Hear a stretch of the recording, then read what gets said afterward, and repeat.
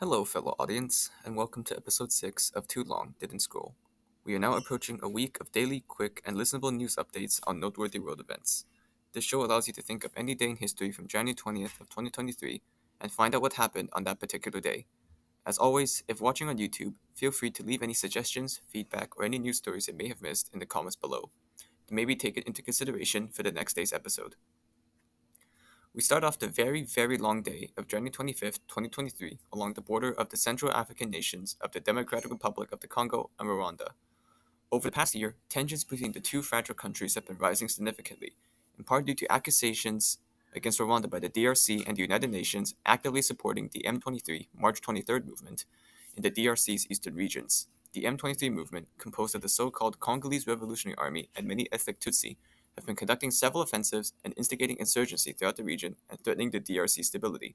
Though Rwanda has ostensibly ceased active support of the movement after international pressure since 2013. Meanwhile, Rwanda accuses the DRC of supporting the Democratic Forces for the Liberation of Rwanda, or FDLR, an ethnic Hutu militant group opposing Tutsi influence, which is suspected of taking part in the Rwandan genocide of hundreds of thousands of Tutsi peoples back in 1994. Tensions between the two countries over such factors reached a new escalation today when it was reported that a Sukhoi Su-25 fighter jet belonging to the DRC's Air Force was shot at over the Rwandan border, though the jet itself was not destroyed. The Rwandan government, in response, has stated that such was merely part of quote-unquote defensive measures against the plane violating its airspace after several previous incidents, while the DRC's government has stated it deserves the right to defend its territory and accuses Rwanda of sabotaging attempted peace talks. We move on to Western Africa, where the country of Burkina Faso has been struggling with an insurgency by Islamist rebels aligned with Al-Qaeda and ISIS as part of the wider insurgency in the Sahel. On the 21st of January 2023, the Burkinabe military junta government ordered French troops in the nation to withdraw within a month's time, likely due to perceptions they were not benefiting the country's security. As of today, the French government has agreed to withdraw its 400 special personnel, allowing Burkina Faso to deal with the situation with its own devices. Moving over to the Middle East, news concerning Iran has broke that the country now apparently has amassed enough material for quote-unquote several nuclear weapons, according to International Atomic Energy Agency Director Rafael Grossi. While the country has yet to be confirmed to have obtained a nuclear weapon, the agency warns that such is a huge leap forward for the country's slow-growing nuclear program. Such news comes together with a new round of sanctions placed on individuals of several European countries in a tit-for-tat response to sanctions placed on the country by the European Union in response to the country's brutal treatment of the Masa Amini protests.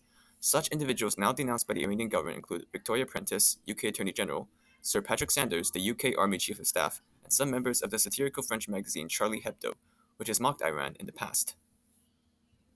Moving to Europe, we center in on the country of Germany, where a brutal stabbing has just occurred at around 3 p.m. local time.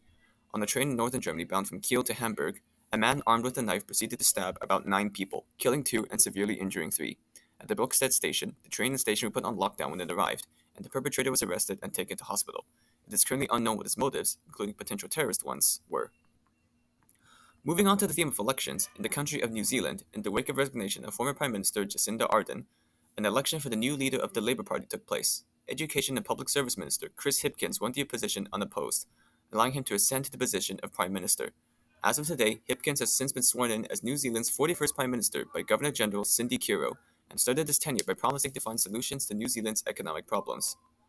Meanwhile, Russia's oldest operating human rights organization, the Moscow Helsinki Group, has had its closure ordered by the Moscow City Court. The organization was originally established in 1976, was closed in the early 1980s, later revived at the end of the decade with the aim of monitoring Soviet and Russian compliance with the Helsinki Accords and human rights laws.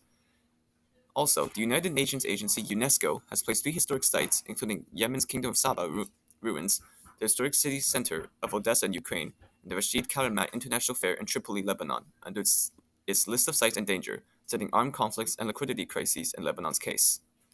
Meanwhile, the Bank of Canada has raised its benchmark interest rate to 4.5%, its highest since the 2007 to 2008 financial crisis, unsurprisingly signaling continued high levels of inflation ravaging the country's economy.